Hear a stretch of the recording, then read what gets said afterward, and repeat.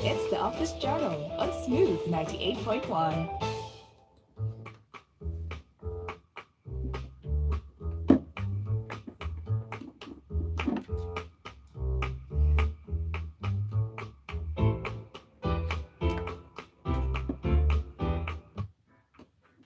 Whenever you hear that sound on a Tuesday, you know it's time for Office Journal right here on Smooth 98.1, where we love music, we love life, we love good information, we educate you, and we make sure that you're all rounded and well grounded in whatever it is that you have chosen to do.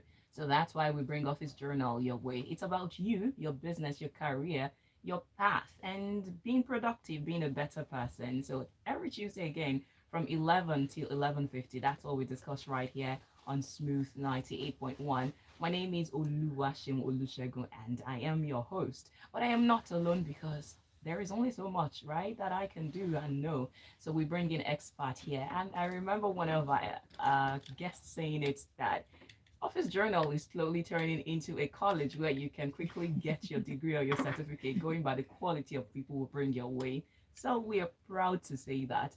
But before then, what you can do is to follow us across all social media platforms so that you can prepare ahead of time. You have your notes, yes, you need to have your notes because of all the nuggets and gems that will be released here.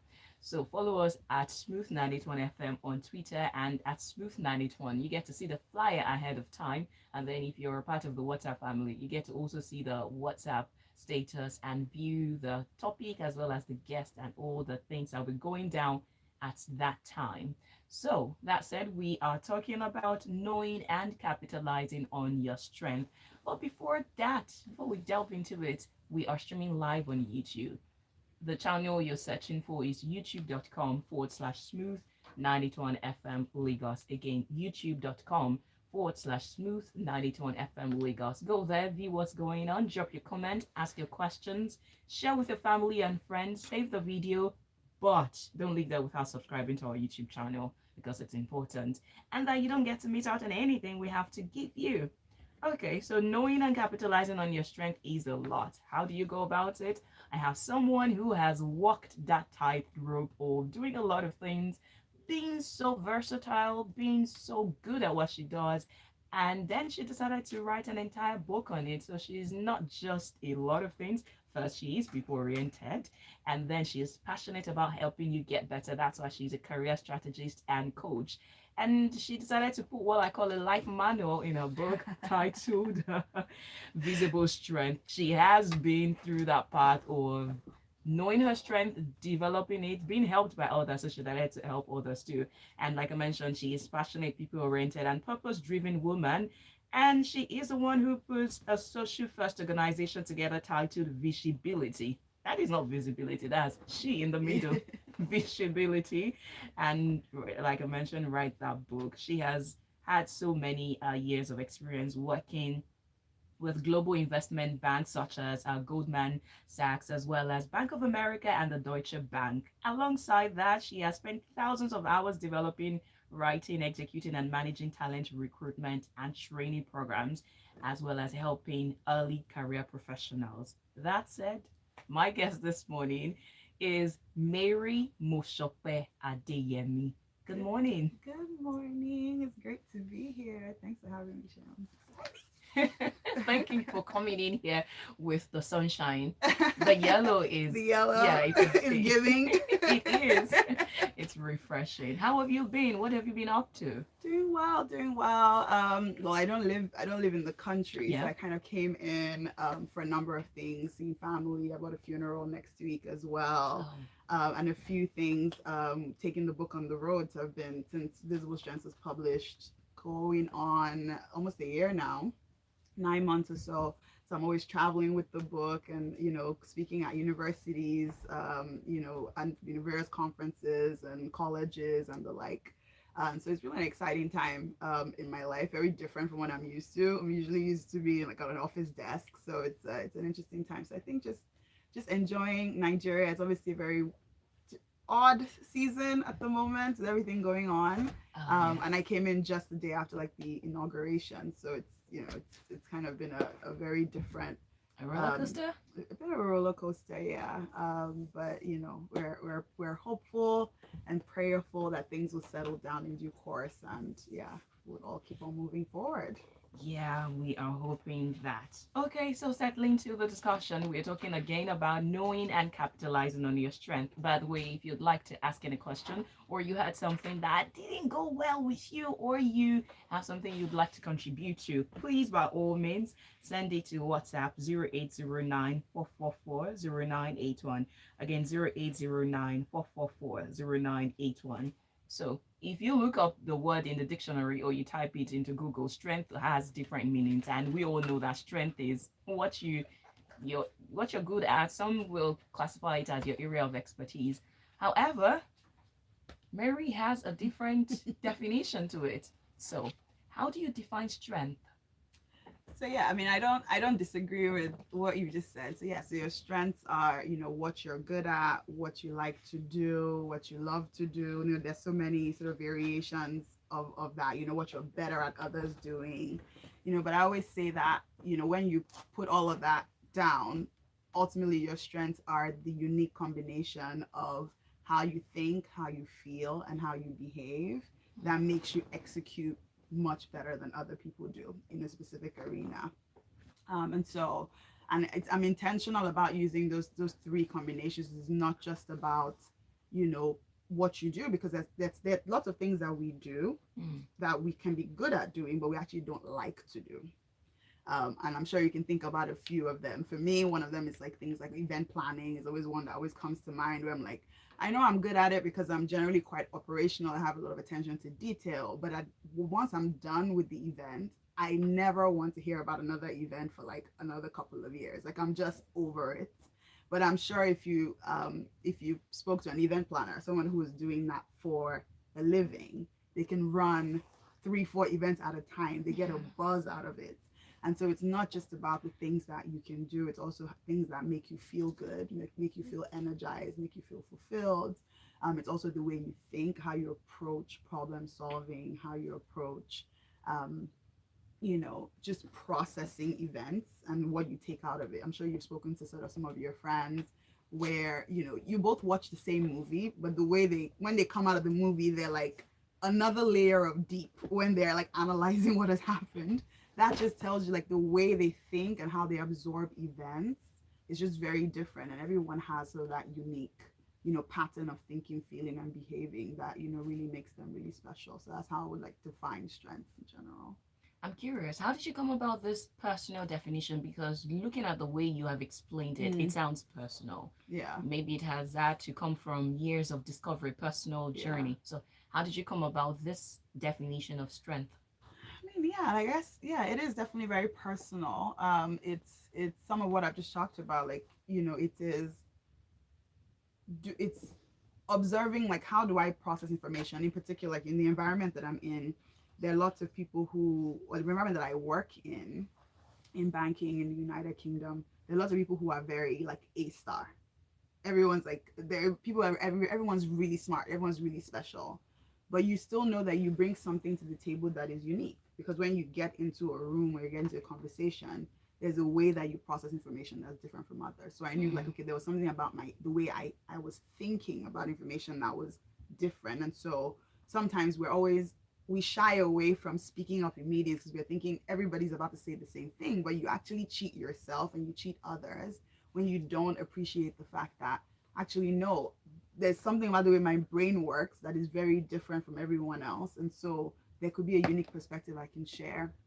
And then similarly, with just like feeling, I'm definitely someone who's always like, I need to feel good. I need to feel good about something. There's always going to be stress. Work is always work after all.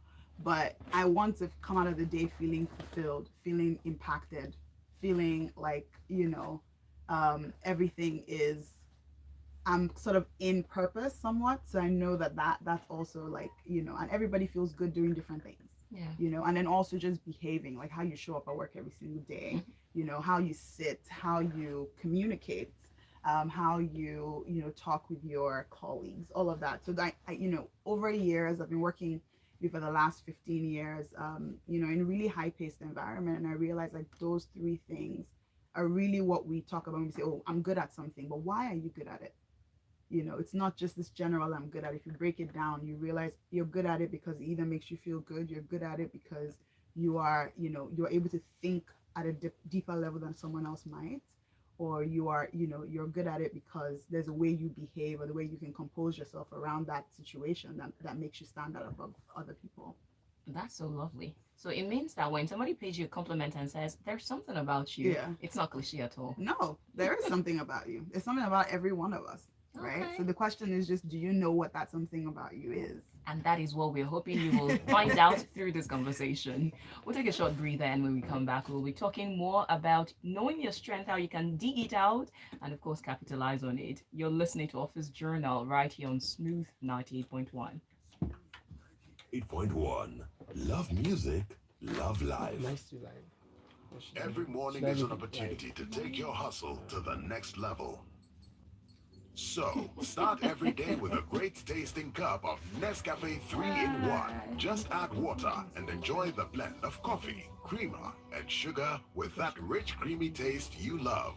To help you start strong and make every morning count. Start strong, finish strong. Nescafe. Smooth health on the drive. It's a global observation that helps raise people's awareness. Discussing health matters that concern you with relevant information and Asking me tips deep from questions. medical experts. Everything. So well-being. Well, Defects or treat it. Tune in every Thursday. The at deeper, the 5 p.m. sweeter. deeper the sweeter. I'm like, okay, So Lagos, if you I'm didn't gonna know, go. now you know. Like, I have to think. All right. 8.1. Point one. It just feels. Yes, talking about feeling good, we have talked a little bit about that earlier in defining strengths. There are some things that make you feel good, right? Do you know them? Do you pay that much attention to yourself? They could be your strength. And that's what we're trying to help you find out right here on Smooth 98.1. You're listening to Office Journal. My name is Oluwaseun. My guest is Mary Mosope Adeyemi. Mary. Mary Mosope Adeyemi. She's an author as well as a career strategist and coach. And we're talking about your strength, how to capitalize on it. We have laid a foundation, and that is to understand what strengths are. Now, going further, people, chances are that you have heard strength again. We've said it before. And that will come when you know the SWOT analysis, right? They'll say you should do your SWOT Strength. analysis, strength, weakness, Opportunities, and yeah. threats. Yeah. Exactly.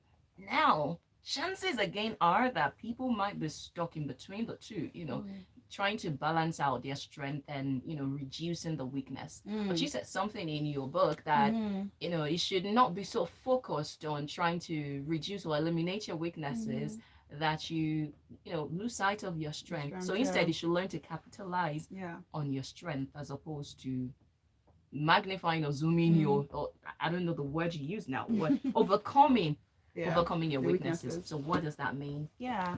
No, and it's actually a really apt question, especially in the environment that we're in now. Because, I mean, growing up in Nigeria, I'm sure we've all heard that person doesn't have two heads whole situation, right? We Yeah. all grew up with the doesn't have two heads thing. And so, I was brought up to, you're good at things and your parents would celebrate you for that. But they would usually, when the report card comes, they usually would ask you, what happened to this one? What happened to that one? And, they bring your attention to the things that are not going so well. And then you lose sight of the other thing. So you have, 6 A's and 2 B's and you focus on the B's so much. And then what happens the next year? The things that you have the B's in, you spend so much more time reading and doing all of this stuff. And then you let go of the other ones because you just think, well, I got an A before, but you realize actually you need to consistently invest in the things that you're good at so you can continue excelling in them. And so, what my position is, as I was talking in the book, is you should, we all have stronger strengths, I would say, and then we have lesser strengths. I'm not really a fan of necessarily the word weaknesses, but I think we just have things that are not natural to us. And there's research that suggests that you can really only make about a 3-point difference in anything in life in terms of a 3-point improvement. And so if you're already a 7 at something, you can become a 10. But if you're 1 at something, then the best you can be is really a 4. really at best, a 3 or 4 at best. And so where do you really want to, spend more of your time? In the end, we're in a world where you can basically focus on the things that you love to do and outsource the rest. And so it's even much more easier for you to spend more time within your strength zone. And then also when you're doing things that are in your strength zone, you are definitely more energized. You feel like you can do more. You can spend more hours doing it. You can, the result of your work is exponentially more than if you're slaving away on a spreadsheet that you don't know and you don't understand, right? So there's always a place of improving. In the end, there's going to be elements of your work that will have things that you don't like. We can't get away from that. So we're going to talk more about positioning yourself in the areas of your strengths. But if you're well positioned, you're still going to have things that I don't really like. So I'm a career strategist, I'm a coach. I love having conversations and I love working with people. But a big part of my job is also writing a lot of proposals, and I don't like doing that. So there are always going to be things that you don't like doing, and you have to sort of make some improvements. But I really want to spend more time doing the things that I like. So I always find ways for other people to do the things that I don't like. And those things that I don't like would actually be their own strength zone, right? So I kind of offset. It's almost like a quid pro quo. I give you the stuff that you like, that I don't like, and I take more of the things that I like. And so, we need to spend, tremendously more time focusing on the things that we do well, and the weaknesses that we should be spending time, trying to overcome are the things that are more detrimental. And I would even call these, some of our derailers, I would say. So it doesn't really matter how good you are at something if you're not able to communicate with people well, and every time you speak, you are rude, for lack of a better way of putting it, then typically that is an example of a weakness that can be a derailer, because it's just going to overshadow all the good that you've done, because the experience people are going to have of you, it's going to be negative. And so always make sure when you look at sort of the things that you could improve, focus on the things that are really pulling down your strengths, or giving a very negative view of who you are and what you do and the value that you're adding. So more focus on the weaknesses that are derailers, but every other thing, almost try to spend time figuring out, how can I give this to somebody else to do? How can I outsource my weakness? How can I do less of this so I can spend more time in my energy space, which is really a strength zone? That is brilliant. I feel like you just talked to perfectionists who want to be 10 over 10 in every area. No, that's not life. Like, that's also not even God's intent, to be fair. Like, everyone has their own thing. Everyone has their own space, and we're all multifaceted and we're multivariate, but we can't do everything. And the earlier you realize that is the case, and you spend more time doing your own, then it's just great. And when we watch how the world, we think about the people who are most successful, they focus on the stuff that they do well.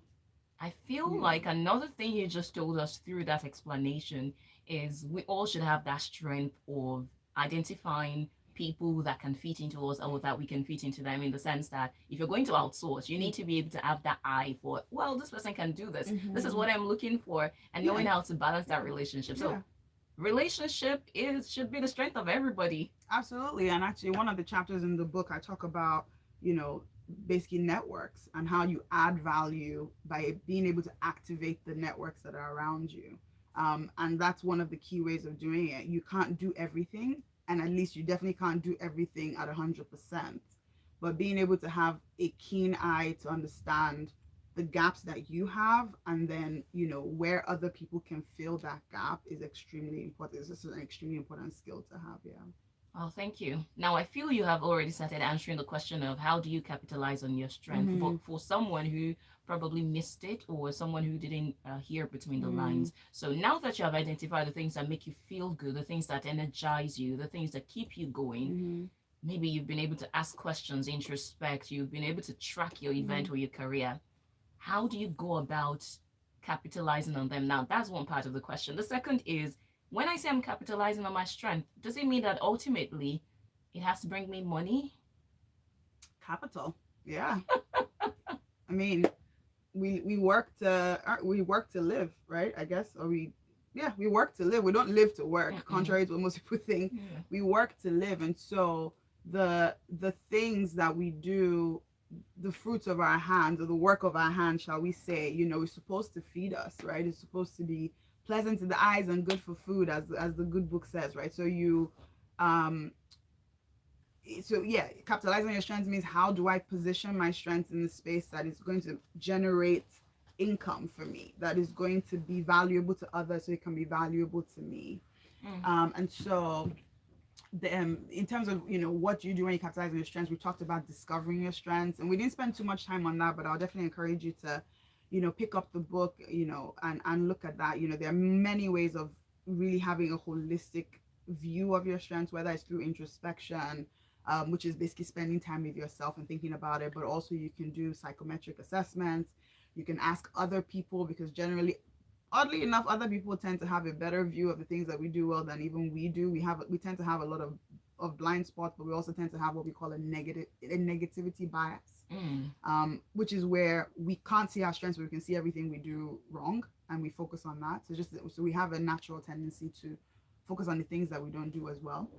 But once you've done that work of identifying and like really discovering your strengths and feeling comfortable about it, then what next? And so in the book, I talk about, the multi-layered step of, okay, now I know my strengths, then go into this phase of, I need to clarify what matters to me.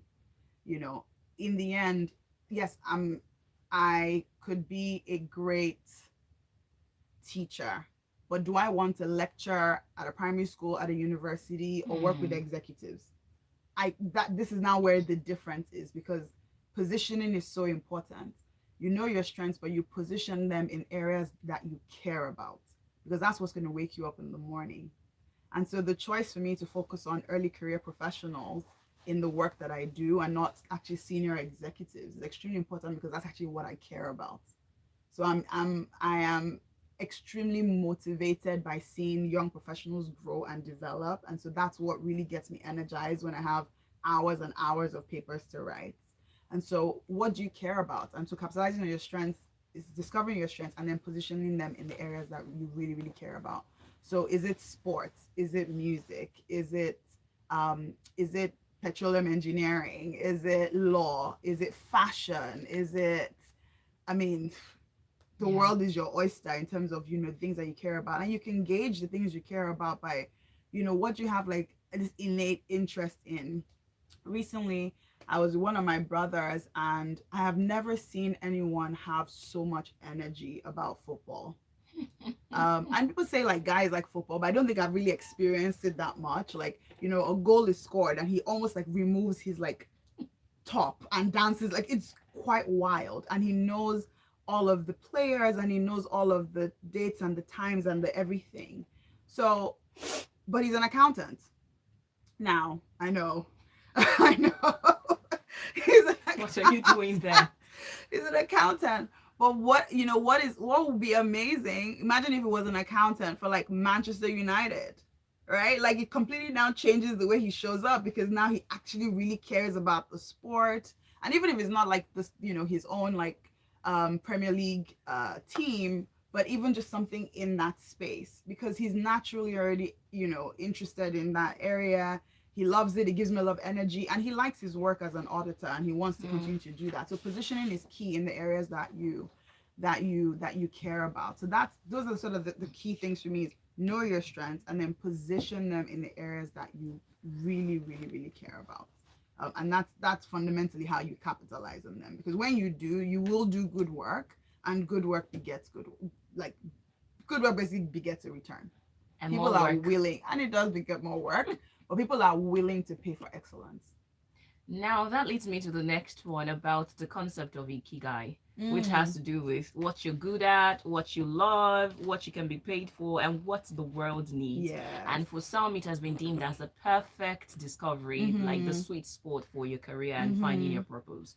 So what is your take on that, and how Yeah, so ikigai, very, very common Japanese concept, and it means the reason for living. Yes. I believe is the English meaning of that word. And there are books have been written on just this concept, and it's as you explained, it's this point saying like, find the sweet spot, in anything. And it's not just about careers, it's about just, life in general. But, I leveraged it in the Visible Strengths book as it pertains to your career, and in specifically positioning yourself correctly. And I said, your sweet spot, is in this middle space where you say, hey, I'm going to do work that is, in the quadrangle of the things that I love, the things that the world needs, the thing that I am good at, and the thing that I can be paid for. And this is a great theory because, yes, when any of those things are missing, then there's something, you do have a cost, right? So if you are doing something that you love and the world needs and you're good at, but you're not paid for it, then you're just going to be broke. You'll be broke, kind of happy and fulfilled, but then you'll be unhappy because you're broke. Because the fact is, bills need to be paid, things need to happen.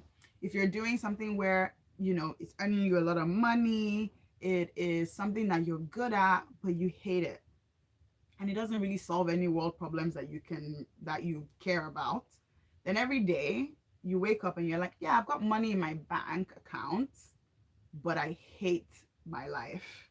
And every morning you're waking up and it's a drag. You can't wait to get out. You're in the thank God it's Friday gang, your TGIF. You can't wait. From Monday you're counting down. And that's also no way to live and no way to really build your career, right? So that's really the essence of Ikigai. However, in Visible Strengths, I do talk about the fact, like, sometimes it can also be quite a limiting framework, because the truth is we don't live in the space of perfect. Ikigai almost paints this utopia for us of this is what you should be aiming for. Fantastic. But can you always find that in one thing? That's actually very difficult. And if you are attempting to find it in one thing, you might find that it will take you quite a while. I'm not suggesting that it's impossible. I do think it is quite possible, but you might find it quite a while. So what I advise my students and the women that I work with in particular to do is to focus on creating a state of Ikigai in your life. So not just trying to find this one thing that ticks every box, but have at least a few things that are doing different elements of that box. So I'll give you an example. You can have a job where, okay, I'm really good at this, and this I'm really good at this. This is solving a world problem. As an example, you might be working, say, as a partnerships manager for a charity, and the charity works with, maybe abused children or something like that, and you're really passionate about that area. You're really passionate about reform. You can spend hours doing this. You can lobby a lot of people. You can do the whole government waiting. You can do the works, and you love it. But if you're working for a charity, unlikely that you're probably going to be getting paid as much. And so what you can then do to balance that out is you can create a more lucrative side hustle that you can do over the weekend that really now brings in more cash. And so you're doing those two things together. And by the time you look at all of the portfolio of work that you're doing, you feel actually quite fulfilled, because you've been able to create different avenues that achieve different things for you. And so that's definitely one of the things that I would recommend is, if you can find the one thing that ticks all those boxes for you, amazing. But it's also not something I think should hold you down from taking the first step. So yeah, so one of the things we always talk about is around career choices. And people like, I really want to do something that pays me well, that, I feel fulfilled. And I'm like, okay, well, let's do one thing at a time. Sometimes it is, depending on your immediate need, it might be the money. So let's find the job that's going to sort out the bills, and then we can deal with the fulfillment part later. Sometimes it's, I have the money, my soul just feels really starved. Okay, so fine. So you've got the money, you've got a nest egg. Let's take you out of that soul crushing job, and then let's find you something else that can really sort of get your fire going. And so sometimes those choices are inevitable, and they are trade-offs, right? That's just life. Life is really all about trade-offs, and it's no different in your career. So that's how I think about Ikigai. That's how I have lived in the state of Ikigai for the longest time. In my own state of Ikigai, I've been a banker for the last 15 years, but I run a very successful career coaching practice. I work with a lot of women. I'm really passionate about seeing women grow, women develop, in particular in career spaces. And so I just love doing that. Now, does it pay my bills every single day? Not really. It does, okay, but not really. And so I have my banking job. I do that, but I'm also really good at my job in banking. I wouldn't have survived this long if I wasn't as good at it. I've worked some of the biggest firms in the world. And so, with that comes expertise. It means I'm growing in my career as well. And I'm also helping other people do that. So, yeah. Okay, perfect explanation, because I was going to shoot that question, that how many people in their lifetime will actually come to a point where one thing is able to serve all the four.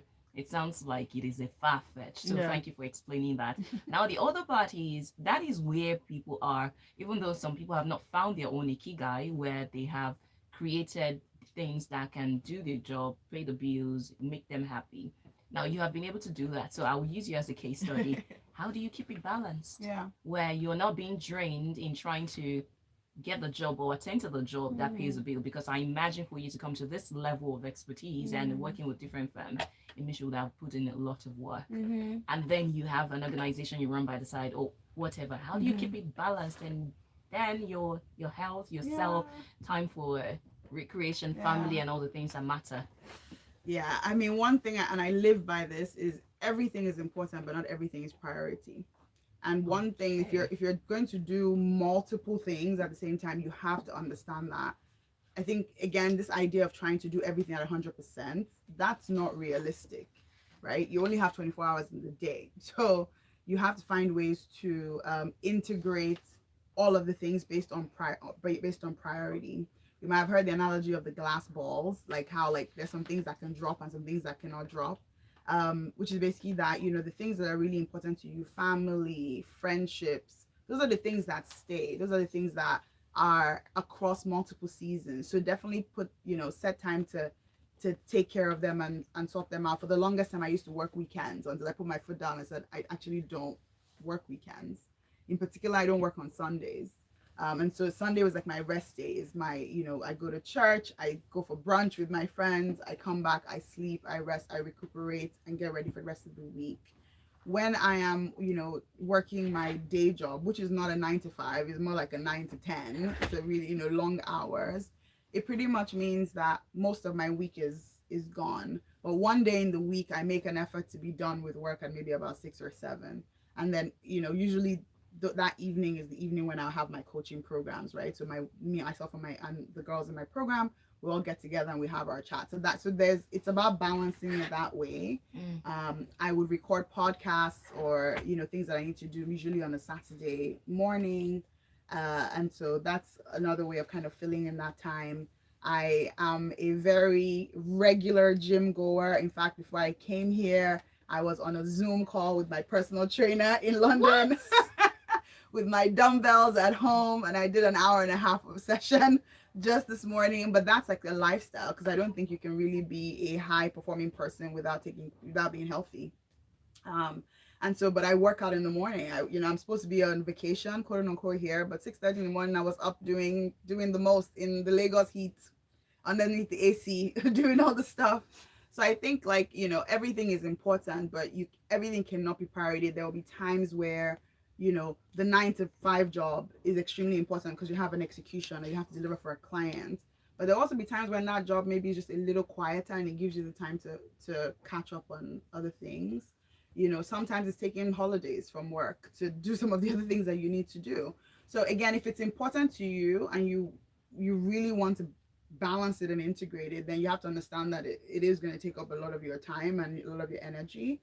But I think it is possible. And there are many people who are doing, that. We're living in the age of slashes. I am this slash, this slash, this slash. Everybody has a slash, right? So they're doing it some kind of way, right? And in the world that we're in, with Fiverr, Upwork, all kinds of platforms, you can outsource, you can, it just really depends on how much you want to do, ultimately. But knowing that there's always a point where you have to say, hey, hold on. I'm not feeling great. I'm starting to lose my temper a lot. I'm not sleeping. I'm feeling restless. I'm feeling unfocused. Okay, I need to take a week out of all of this. I need to focus on myself. I need to focus on my health. And so, just being more aware, right, about just yourself and the triggers and just going with it. But I think it's actually all possible. But not everything is priority. You can't do everything at the same time. Everything is important, but not everything is priority. Well, when you were talking about how we have slash this, slash that, I felt this is the part where we tell some people that, we actually have two heads because we are doing a lot. And the truth is, Yes. it is until that time that you sit down and look at what you're doing, that you take stock, that you realize you're Yeah, actually doing a lot. Yeah. So yeah. learn to be more aware and in tune, and then you find out the ones that are important and the ones that are priority. Thank you for that. Okay, so we'll take a short break, and when we come back, we'll be talking about manifesting your vision. You see some lines, you see some tweets, you see some posts, you see, I remember, was it Aisha Sese now? Mhm. I think I don't know if she was the one. She mentioned something about she has wanted to have a baby for long, and then she wrote it, and she started manifesting or something like that. I don't know if she was the one or a post I came across, but basically, the word manifesting is something that you would have seen at one point or the other. So when you say manifesting your vision, what does it entail? We want to know that, and of course, help someone to know how to manifest theirs. Yeah. You're listening to Office Journal right here on Smooth 98.1. Good, smooth music. Is it actually Thank showing you. well? Like even Whose with world the is fact it? that it's This is a planted. woman's world. Let's talk about the woman. Women make up more than half of the world's Because the truth is, whenever I hear manifesting, sometimes what comes to my mind Every is woman has got a something story to tell. A story as if you're Hocus conjuring. pocus. Yeah, Hocus pocus. as if you're conjuring some. Oh, Fuel to okay, my it's a short fire one. to make but a almost, yeah. difference in as many children's lives as I could. You're Smooth born. 98. I can tell. Presents Soul But you're not Sisters, using it. a discourse Are you on the listening to woman. me? Never quite understood why there's so much hostility hilarious, in isn't conversations it? about feminism. Soul Sisters, now on Smooth 98.1, every Wednesday from 11 a.m. That's very correct. Every Wednesday from 11 till 11:50 right here on Smooth 98.1, we discuss issues affecting the women, and that's what we do. You can always be a part of it. Just make sure that you set your reminder for tomorrow, 11 till 11:50, and other Wednesdays right here on Smooth 98.1. But right now, we're talking about you, and this is not restricted to any gender. So this is for you as a man, as a woman. And let's talk about your career journey. If you have not been listening before now, you have missed out on gold, solid gold, gems, nuggets. For instance, that one that will be a reminder that everything is important, but not everything is priority, came out of the sage that I have as my guest this morning. I feel like when you were dropping those gems, I was just about to say, teach us, sensei. Teach us, school us, pass on your wisdom to us. My guest is Mary Mosope Adeyemi, and she's a career strategist and coach. And she talked a lot about visible strength, which is, well, her book and many other gems in there. So before the break, I said I want to understand the concept of manifesting your vision, what it entails, or when you have something you desire so much, and you say, I am manifesting this, I am putting this out there, or I'm putting this to the universe or something, but the universe is secondary. What does manifesting your vision mean? It's and oddly enough, I used to like slightly hate that word. So I used to think, what are you manifesting? And just as we were talking, like it just sounds like this hocus pocus, like I'm just gonna manifest it from the earth. Yeah. But I think over time I've come to realize, like, really when you say I want to manifest something, it's that I want to come into alignment with the possibility of something, and then I want to see it happen. And so I guess for me, manifesting them means, first of all, if you say I want to manifest my vision, first of all, you have to have a vision, right? So that's the first thing. Have a vision. What are you really dreaming about? What are you really hopeful for? What is that new reality or alternative reality, shall I say, that you would prefer to be active in your life today? So if it is that I don't have I'm unemployed today and I want to be employed, that's a vision. If it's that I'm on a low income and I want to have a higher income, that's a vision. If it's that I am single and I want to be married and this is the environment, if it's that I'm employed right now and I want to own a business, so there is a vision. So have a vision. So have something that you are working towards.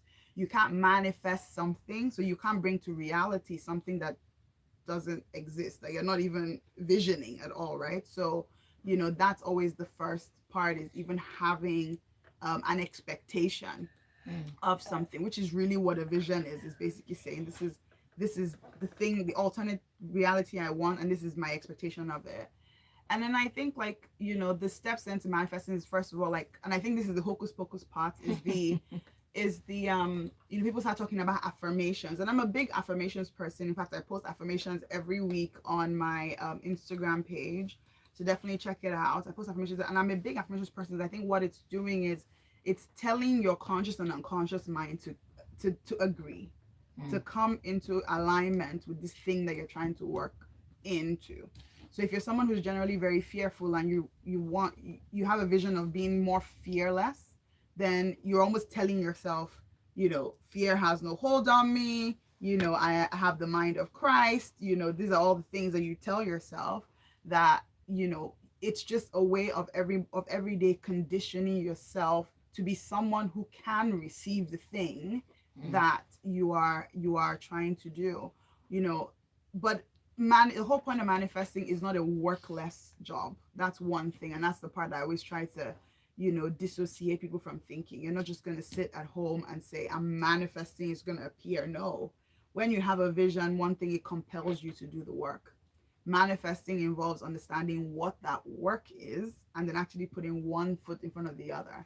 So I talk a lot in the book about this idea of goal setting, and then beyond goal setting is also creating strategy. And so if you say that this is, again, I'm talking about, this is the alternate reality that I want, right? That's the big vision. How do we now break it down into, okay, this is what I want to achieve. It's going to take me 3 years to get there, 5 years to get there, 10 years to get there. But what can I do today, tomorrow, in a month, in a week, to move me one step closer to the thing that I want to do? So yes, I want to be, as an example, because I actually never really wanted to be an author. That just sort of happened.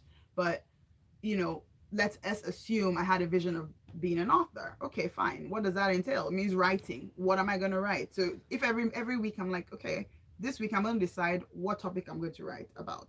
Next week I'm going to decide what are the chapters in the topic and sort of the brief thing. The week after I'm going to do this. Then I'm manifesting the vision because I'm taking action towards it. So that's but imagine if I just said, I'm manifesting my book, and my hands are in the air and I'm clicking, we do the clicks now. I'm manifesting my book. There will be no book because it's not going to write itself.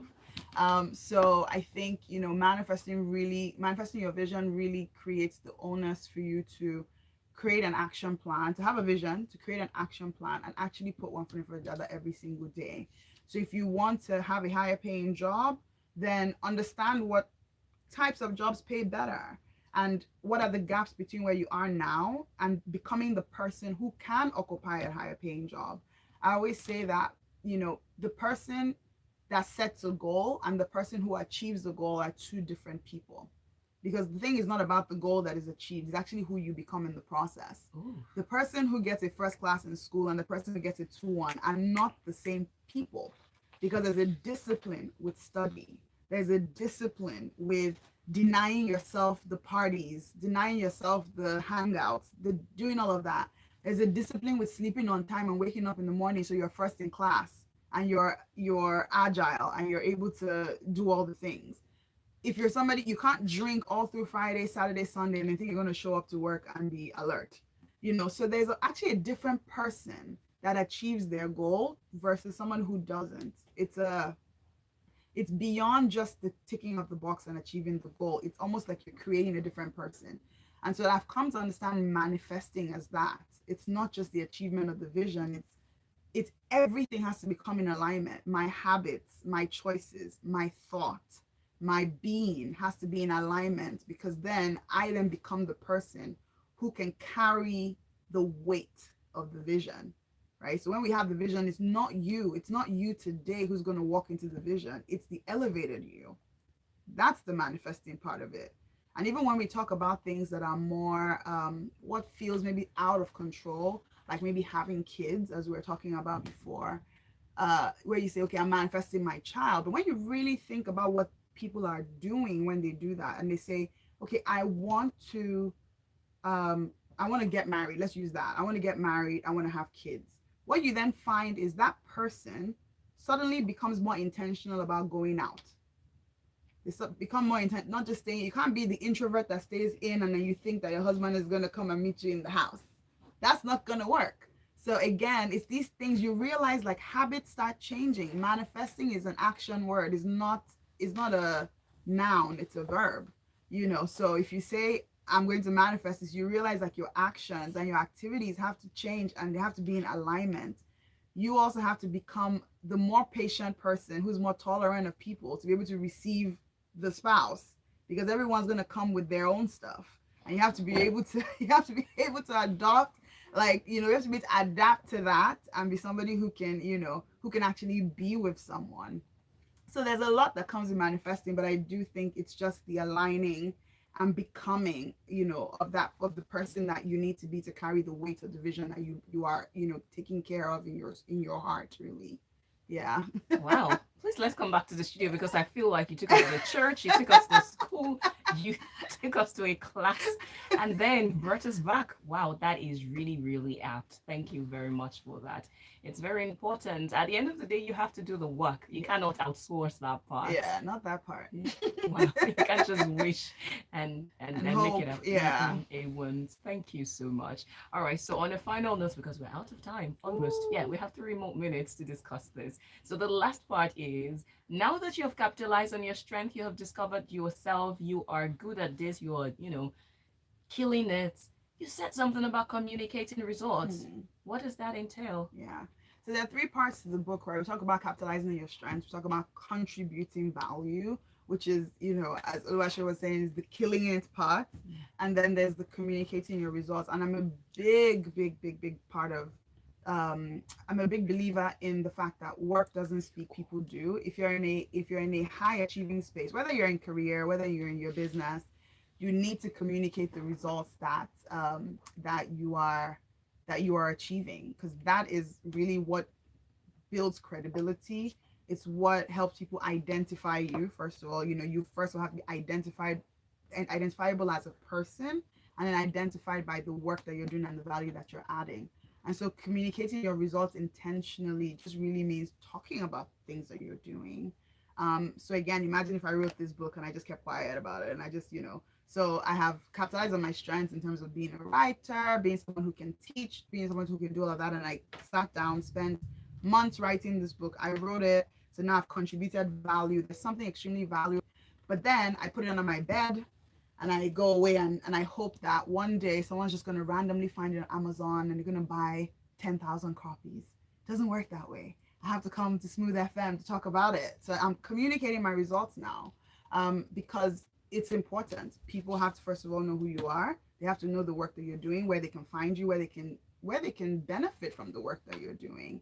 And then in so doing, it creates almost a value chain for you. It opens up, people now say, okay, hey, I want to buy what you're selling, right? The entirety of Instagram is about people telling you, it's about people communicating their results.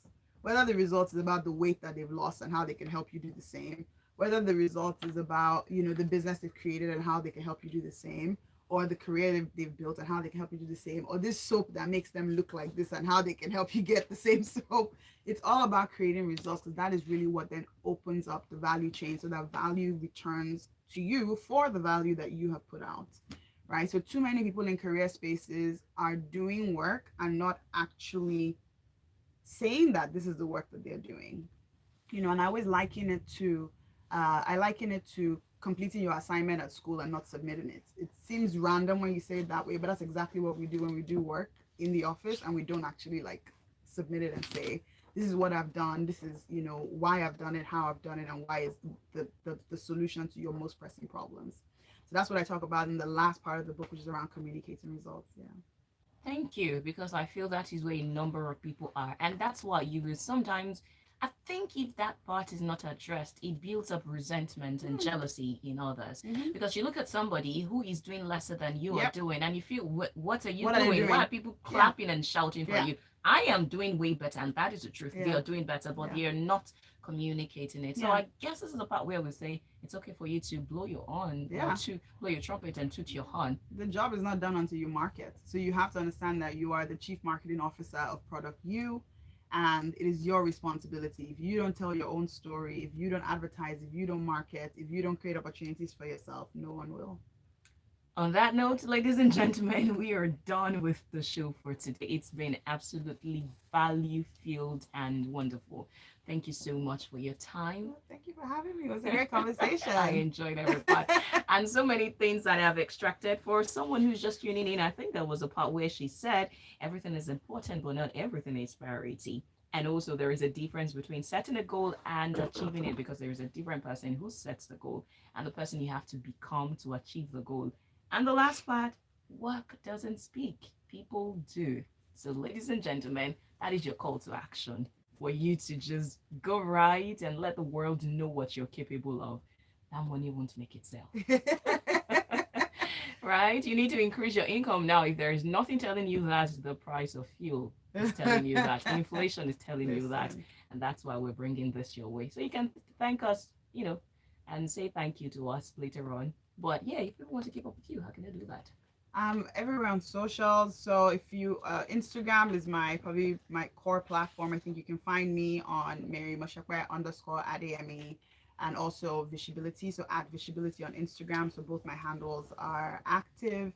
And then on LinkedIn, I work in the career space for most part. So LinkedIn is also a favorite platform for me. So you can always find me, Mary Mosope Adeyemi. I think once you search, I think you see my cute face somewhere there, and some snippets of the book, so you know it's me. I don't think there's anyone with that combination of names. So yeah, okay. That's my combination of thinking, feeling, and behaving, people. And you can find us at Smooth 91 FM across all social media platforms. By the way, 11:55 is for the news with Olajumoke. You'd want to listen because you need to get updated on all that is going on in the world, to make sure that you stay tuned. And then on the other side, I will definitely play you soul music, because yeah, we play you music that you love. We love music and we love life. And something inspired by, while she was speaking, she said, when you were explaining manifesting, that it's not just you being hopeful and wishing and you have to get things done. So it brought to mind that song by Twister featuring Faith Evans, because I'm hopeful for today. So I'm gonna play that song right now. That's a good one.